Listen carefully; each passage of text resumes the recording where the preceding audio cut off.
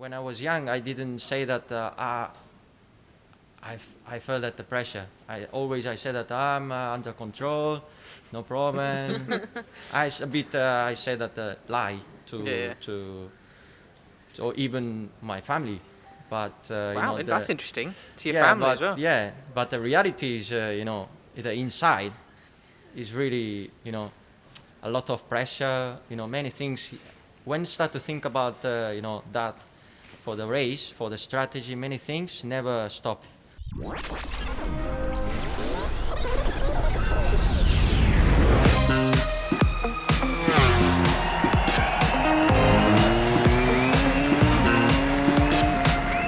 Hello and welcome to the last episode of Last on the Brakes podcast for 2020. I was going to say, I hope you're going to put their minds at ease and say this year. Yeah, Please, exactly. nobody panic. Stay calm. No problem. This is the last episode, but we will be back next year. But today we have a very, very special guest with us. He's not in the seat to the right of us now because we're recording this separately. It's Takaaki Nakagami. I guess we had lots of you guys wondering who it was actually going to be to the end of the season because we've had a run of some fairly substantial guests this year, haven't we? We have. We've also been a bit of a, maybe not good luck charm, but our timing has been impeccable. In some cases by design, and in some cases due to just pure luck. Pit Byron talking to him yeah. at Austria. So we shall see, but definitely Taka, maybe by the time you hear this, he'll have that first podium. Who knows? Or race win. But let's see. yeah, it's been a great season for him though anyway. Some really impressive progress from the Japanese rider. He's had his first pole position this year. He's had really, really impressive pace at a lot of tracks and been so close to that podium at the time of recording with a couple of fourths. So, yeah, I think it's a good person to listen to. And I think also some interesting topics, not just about him necessarily, a little bit about the Idemitsu Asia Talent Cup, not that I'm biased towards that, one of my pet projects, but also about what he mentioned in a press conference a little while ago, looking at Marc Marquez's data and how important that's been. And, yeah, I think found it very interesting. Yeah, me too. He's the first return guest that we've had on the podcast. We spoke to him last year when the podcast was a bit of a different format, wasn't it? And we spoke to him about how his career started. So we kick off with that, with him talking about where his career started, which was actually on four wheels, and an awesome story about how he chose to be a motorcycle racer instead. Really enjoyed that one. But then the other thing we ended up talking about, which we didn't expect at all, was honesty being the best policy. That was quite a strange topic because we weren't really sure, speaking to him again, where we kind of wanted this one to go, apart from what you mentioned with that comment in the press conference.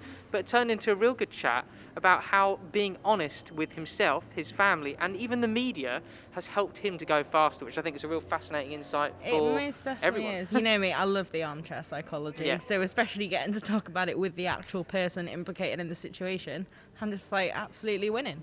Absolutely. So yeah, but I think there's not much further ado. No, Do we I would have say a question of the week? Yes, question of the week would have to be, clearly, honesty is the best policy. What do you reckon? I don't want to turn into agony aunts and we things like don't this. mean in a court of law. No, we don't mean no. is it okay to cheat on your wife of 75 years.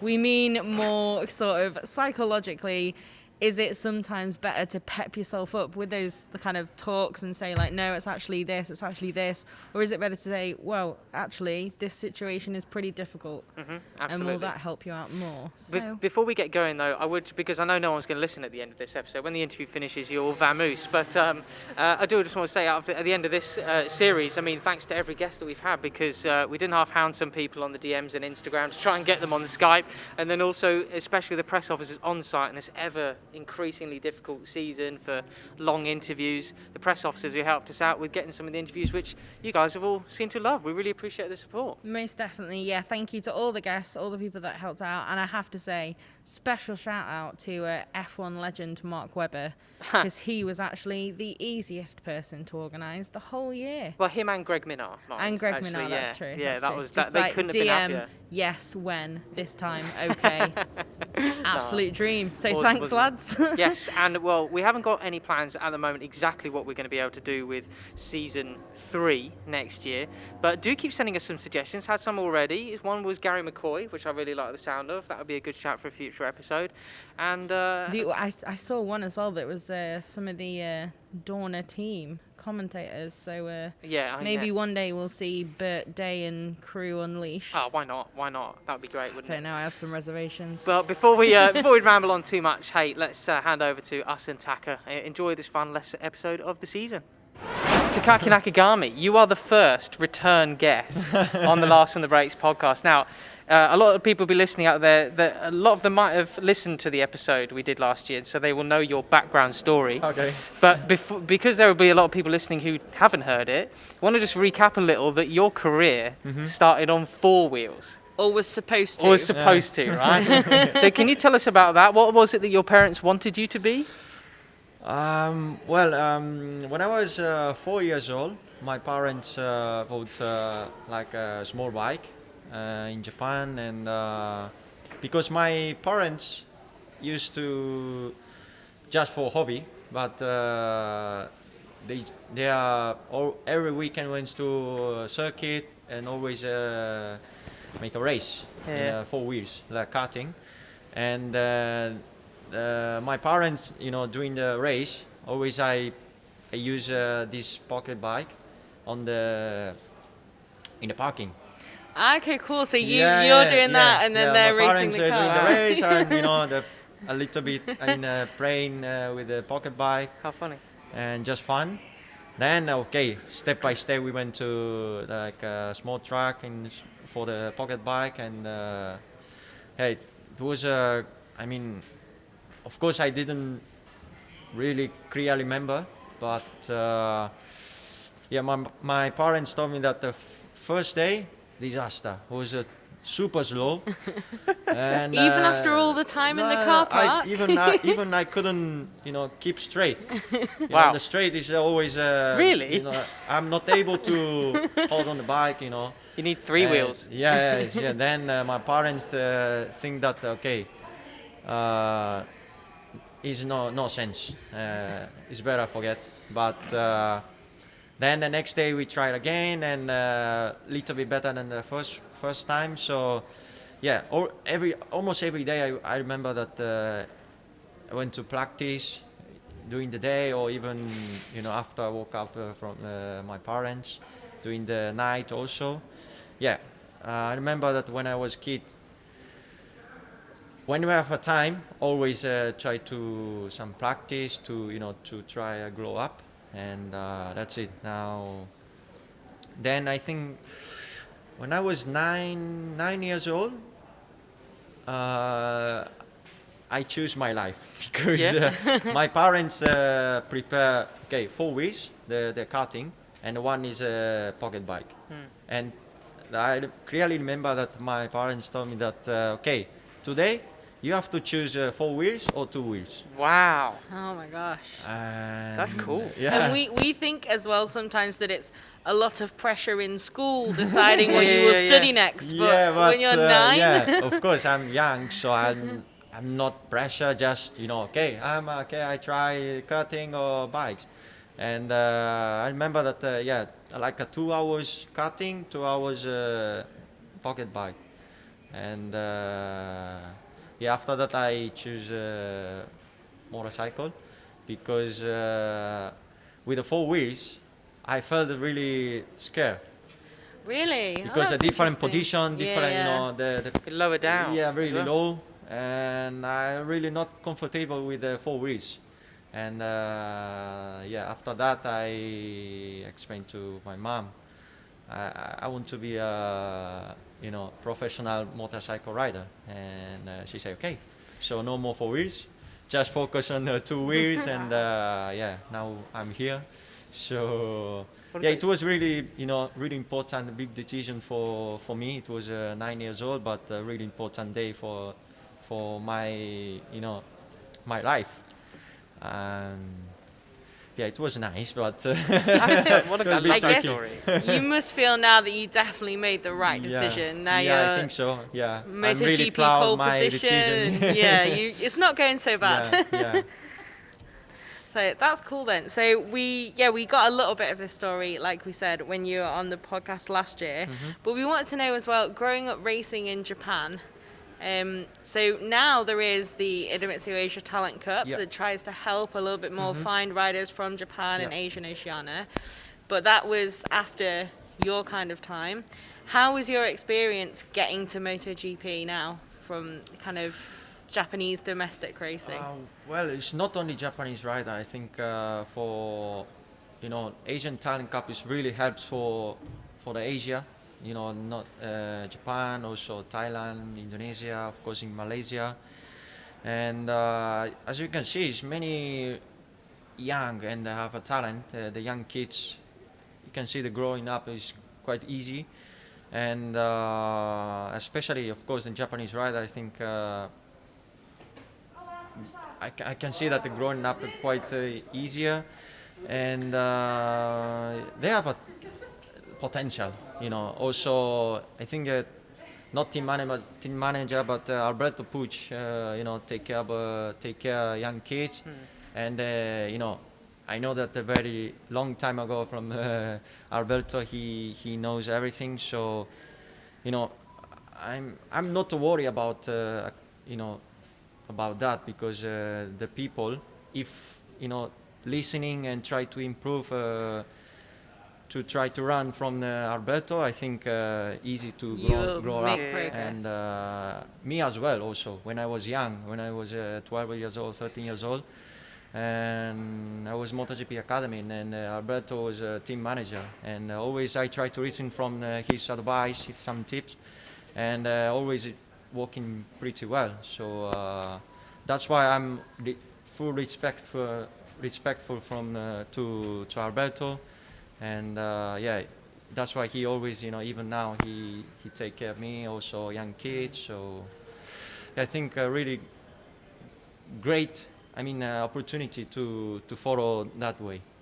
I really feel when you were growing up and you were in the MotoGP Academy, it was just at the end of an era where you had a lot of Japanese superstars. You had your Norikabes, I'm thinking of Noriyuki Haga, he was one of mine, Yes. Ryuichi Kiyanari at the top of his game. But then when you came in, there was a kind of a lull, we would say in English. There weren't so many Japanese superstars, but it seems now with the Asia Talent Cup, the opportunity is there for this next wave of Japanese superstars. How do you see that? Well, as you said, that I think more than 10 years ago, it was many Japanese riders, all classes, 125, 250, 500, or even MotoGP. And well, I don't know why, but when I came to World Championship, and it was only Yuki Takahashi, also Hiro Aoyama, only few Japanese riders, not like more than 10 riders. Yeah, exactly. And when I was watching TV, more than 10 riders in Japanese, Japanese older classes, and many races share the podium. But now not, and unfortunately, I don't know why exactly, but I think really helps a lot of this Asian Talent Cup is, of course, from Japan, from the all the world in Asia, and they have a potential. So this is but the situation in Japan is not same as in Europe. It's not so many circuit, and also not so many bikes. So not popular, of course, like in Spain. So I know that this is a difficult situation, but this kind of Dorna helps for this another way to grow up to the World Championship. This is really important, and really also in my side, I'm really appreciated to that the kids have a chance. Yeah. And it's good, of course, also for the fans in Japan and to grow the sport in Japan as well when you have Japanese riders. You're obviously the top Japanese rider in the world at the moment, which, I don't know, do you ever think of yourself like that? Because you are here, you're in MotoGP. But, have you seen the interest change since especially this season, you've had some amazing races, you've been on pole position. Yeah. Have you seen it, kind of the interest growing over the last couple of years as you've really made your mark? Yeah, I felt that, This is my third year MotoGP category, and yeah, as you can see, year by year, we are try to, you know, try to improve and try to grow up. And yeah, you can see this year I got a pole position in Aragon, and also unfortunately no podium, but really close to get podium. So you can see we are definitely much better than the last season, and many races we were able to finish in top 6 or even P4, P5, P6. So I felt that not only Japan, but especially Japanese fan, try to start to watch again the MotoGP races, because last few years was not Japanese rider, not into the top 10, not pole position, no podium. So was even Japanese fan not really interesting to watch. But now I try to improve, and some races good result, and also on newspaper, in TV, more media. So more like a motorcycle fans to restart watch the MotoGP. What is a MotoGP? So this is great result, a great to see that, and also great here that many people to watch the MotoGP races. And that's because of you as well. It must be quite a cool feeling. This is I'm really appreciate it, because if not, as you can see, in Motegi is year by year more fans, and it's a hard place to get to. Yeah. So you have to be committed to go to Motegi. Of course, more fans, which is more pressure, but it's good. I mean, the people watching, to MotoGP, where is a Nakagami? How is a Nakagami? So this is good, and better than they don't care. So I'm really happy. I feel like you've. we wanted to talk to you about pressure and how you feel about it, because looking at your career and your story, which I'm not sure how many people listening would know too much about. I feel like you've always had a lot of pressure on your shoulders, because you even had a couple of years when you first came to World Championship where you left the World Championship back to Japan, and then you had to fight your way back in. You were a bit of an underdog, and you got your wins, and even when you came to MotoGP, a lot of pressure on your shoulders. So how do you feel that way, that you have had a lot of pressure throughout your career? In the past, normally I didn't feel so much the pressure from the outside. I think I was quite able to under control, but especially now with the MotoGP class, I felt a lot of pressure, because everything new things for me, because in the past when I moved to MotoGP, and always the first year it's difficult to get even some points, so which is like from P15, and the second year we try to improve into the top 10 many races, and now is a podium, or some races we try to win the race, and we got a pole position. So it's completely different, the view from in my eyes. So and this is for me is, every weekend, every race weekend, feeling that something new things for me. And with the MotoGP categories, I felt that there's like a lot of pressure from not from the fans or media, from the team, from the manufacturer, from HRC. Especially this year, Honda couldn't win the race, so looks only have an opportunity, or even Alex.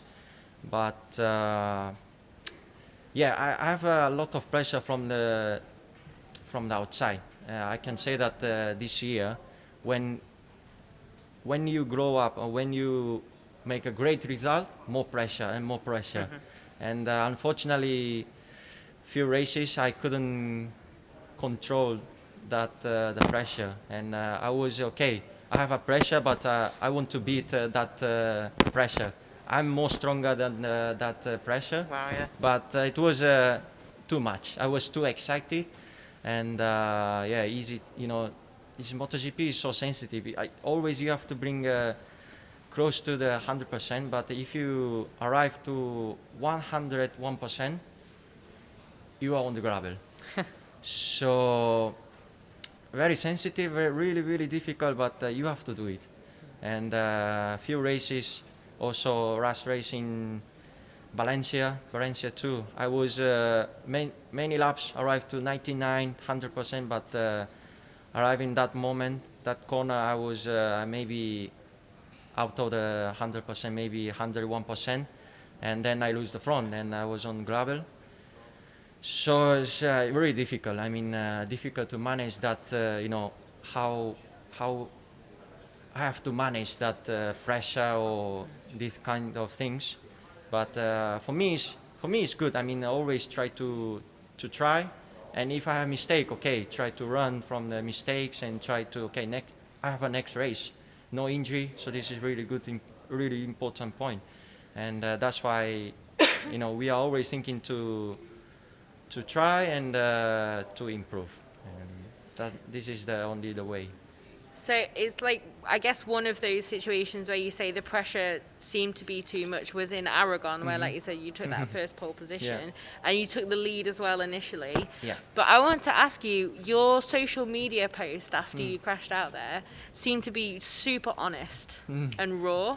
And we don't often see that from riders. You get a lot, like even Juan before the last weekend, he's saying, no, I have no pressure, I have no pressure. And then on Sunday, actually, I was lying and I had loads of pressure. Yeah. But you just like super honest, like, yeah, the pressure was too much and I made a mistake.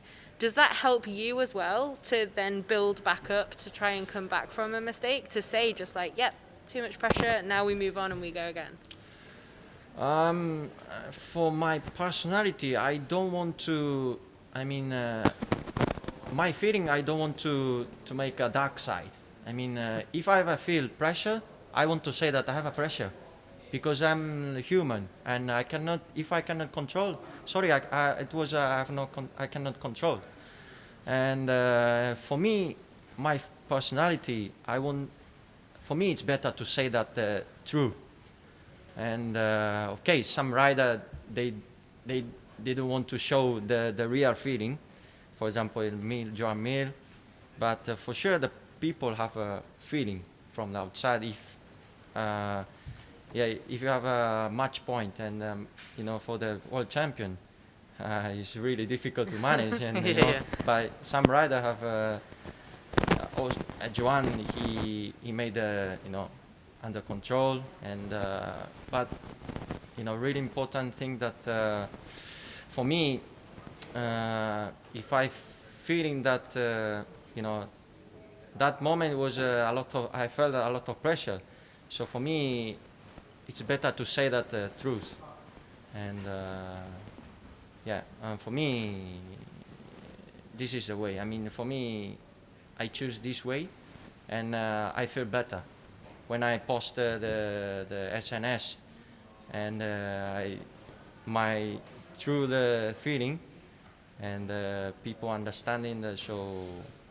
But always in the last, always I'm thinking, okay, try to the next one, and don't, this is not the end. Yeah. And if we have another chance, we try, and if not, next one, again. So this is my personality, thinking that this is the positive way for me. Have you always been like that, or was there a time where you would lie and try to convince yourself that there isn't pressure by saying publicly? That's an evil question. Because this is how I think of it almost. I think some riders, correct me if I'm wrong, they say these things publicly, like, I don't have pressure or whatever in any situation, to convince themselves that they don't.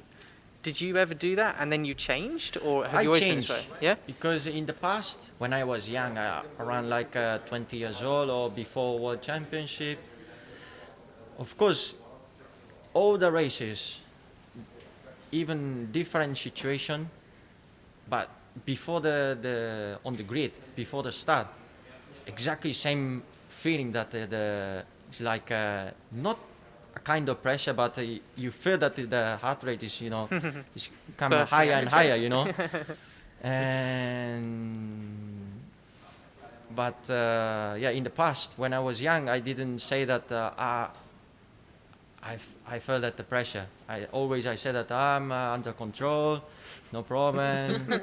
I said that lie to or even my family.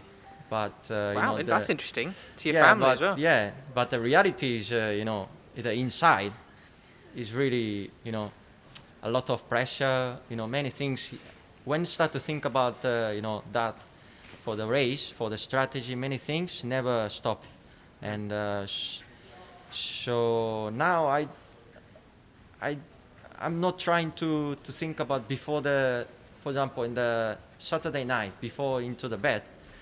In the past, always I'm thinking to some strategy for the race, but now no, because if I'm start to thinking, I couldn't sleep. I mean, until like 4 or 5 a.m.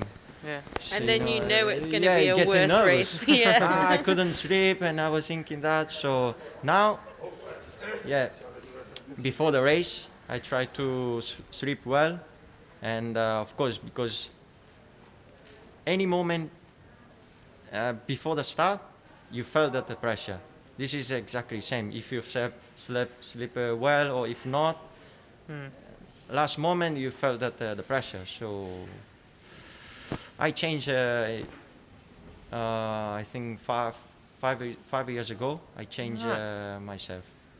Interesting. To say that when I felt the pressure, I tell to even my team, also my fans, my family too. Yeah.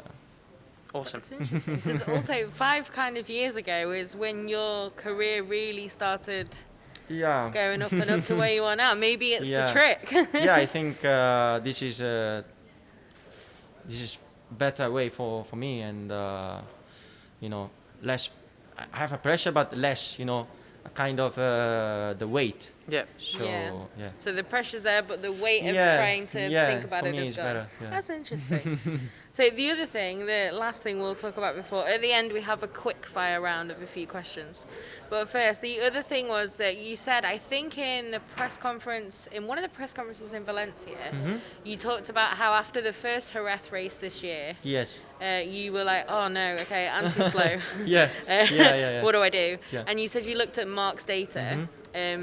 So how is it to look at another rider's data and then you say you've adapted how you ride? That must be a difficult thing to do when you've had your own career riding how you ride. But then it's also, you've had an incredible season this year with so much more success. How is that looking at that data and how have you made it work for you?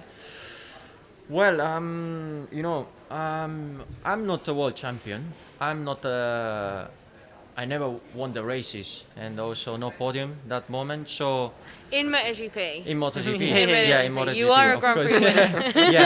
yeah, but still I'm in third year, and still I didn't get the excellent result. I mean, as I said before, I'm not a world champion, so always I'm trying to improve myself, like a riding style, or even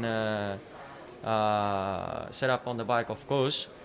So yeah, from first year, I'm looking at data, especially my teammate with Carl, and I didn't change that style. I mean, if I'm, for example, 1 second faster than teammate, but always I try to look data from my teammate, because some area 100% that I can find that some area little bit faster, even 1 second I'm fast, but a few area there's always something I can find it. So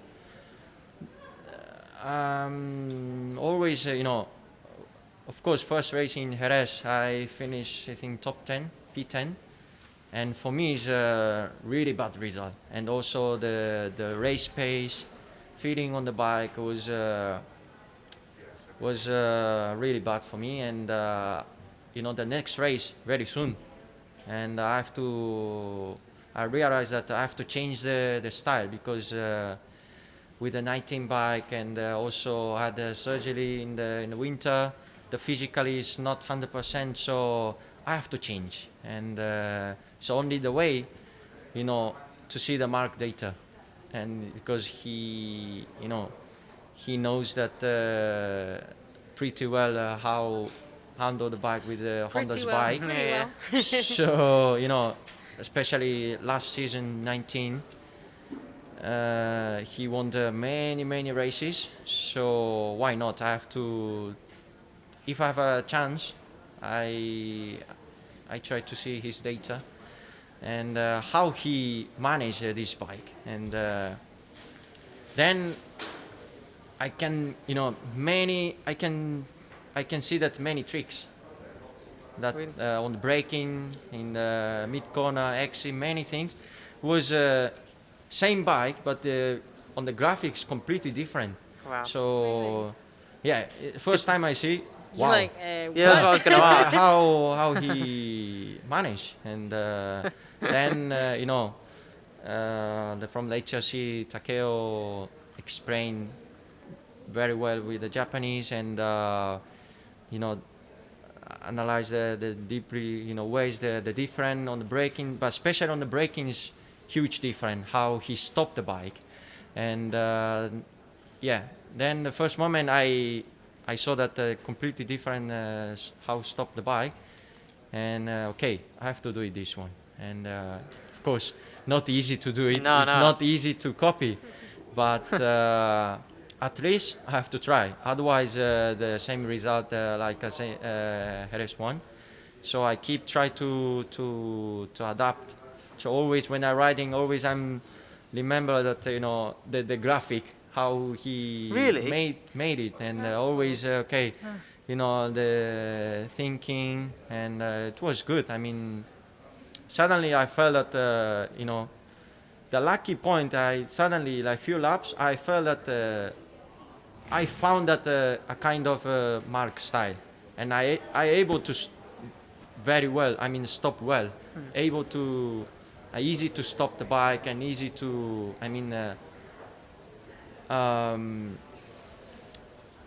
much more feedback on the front, so easy to stop and easy to make a turning. So I was lucky, but that time was I have to try, and it was a bit risk because I have to change the style. But anyway, after that, try to always try to improve, and that's it. It seems to have paid off because you Yeah. took what's currently your equal best result of the season, the next race. So for like however many days you had from deciding, okay, I'll change my whole style, Yeah. it went well. Yeah, very well. And after that, I felt that okay, this bike I have to ride this style. Yeah. And then in RS2 I got really close to the podium, finished P4, and then I changed okay, I have to change the style, but now I cannot come back my style. I mean, like a RS1, because now in many races, now no rest this season, so many races, in a row. Now it is your Yeah, style. so as now well. now it's like a natural feeling, Yeah. It's Okay, not that's think cool. about Mark's style. It's like a It's your own. This it's is how I ride yeah, now. Yeah, so this is Okay. really Mate, really good. That's really Yeah. interesting. That was a really good story. I Yeah, really appreciate you telling us Yeah, that. That's- yes. Honesty is the best policy. Yeah. Before we let you go, we got to do a quick fire questions, rapid fire questions Fire for questions, you. yeah. It's not like facts. no, it's no, just no. things you prefer. Yeah. So this, of course, is the Kenwood Quickfire. It's actually the last one of the year. So thank you It for is. Kenwood for sponsoring all year. And we always ask, customarily, the first question is, what do you prefer, coffee or tea? Coffee. Good choice. Why do you love miso soup so much? Why? Yes. Because I'm Japanese, and Is that the easy this is answer? the question, the answer. Fair. Fair. Okay, so what is your favourite type of training? Cycling, motocross, gym? Unfortunately, I'm not big fan of the cycling, but I have to do it, and I prefer run. I go outside. Yeah. Okay. I'm thinking of that video where you were running up the steps in lockdown. Yeah, And it yeah. just kept going and going. Yes, Oh my yeah. goodness. It makes me want to cry just like once. I'm like, no. So what is your dream car? Dream car. Yeah. Honda NSX. Ah, Yeah, so I was like, if you say Very Honda commercial. Civic, I'll be like, no. okay, so what makes Japanese rice different from regular rice in Europe? Because you're very passionate about Yeah. having I've Japanese also rice. just Yeah. noticed he wrote these. Yeah. And regular rice, like ours is the default rice. Well, yeah, just from a Which supermarket. it is not, of course. I mean, the taste is. First things, taste is completely different, and Japanese rice a bit more round and a bit smaller, and the European rice The long is grain a bit rice, like a yeah. Thai, looks like a Thai rice. It's good for paella. Yeah, but But not for rice ball, okay, we had to ask that. Is it me next? Yes. Yes. Why do you race with the number 30? Well, when I first time I came to Europe, which is a MotoGP Academy audition, and then it was in Valencia, and after that, Alberto choose the number. Okay, this rider, number this, and he gave me a number. Okay, Taka, your number is 30. Okay, and stuck you with just it since. stuck Yeah, with I kept it, and you can see Danny, also Casey Yeah, Stoner. there's a lot of yeah, a riders lot who of kept riders. them, yeah. So Wow, you yeah. know, That's cool. Interesting. Okay, which is your favourite circuit in the world? Mugello, I think. Okay. Good answer. Classic answer. Sorry for Japanese fan because sorry, no but Motegi, take it, but I choose Mugello. What's the worst advice you've ever been given? Worst advice? Yeah. Wow.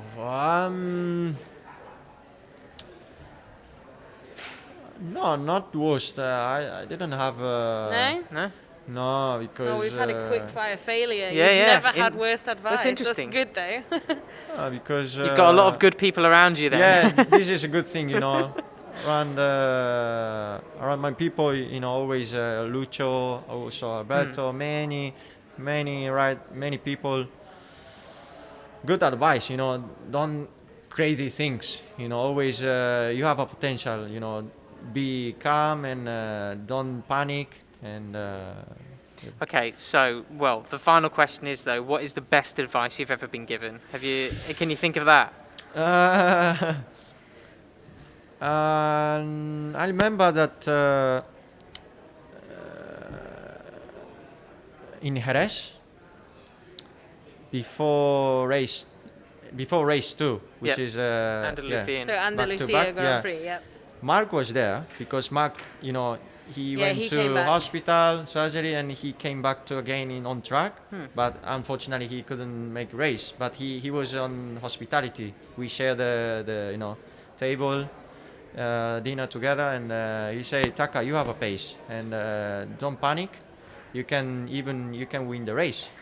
So this is something interesting because he's a world champion. He know everything. And fortunately, he couldn't make a race, but he